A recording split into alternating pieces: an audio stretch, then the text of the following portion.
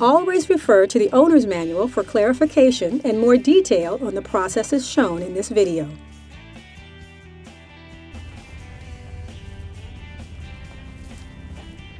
To start the tiller, turn the engine switch on.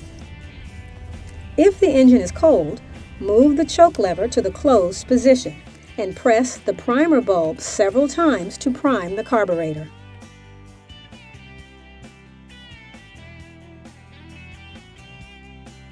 Place your left hand on the carrying handle and hold it firmly. Make sure your feet are away from the tiller tines. Then, with your right hand, pull the starter grip lightly until you feel resistance. Then pull briskly. If you close the choke to start the engine, open it before you begin to till any dirt. While holding the handlebar with a firm grip, squeeze the throttle lever toward the handlebar. Control the tiller tine speed by moving the throttle lever. To stop the engine, release the throttle lever and turn the engine switch off.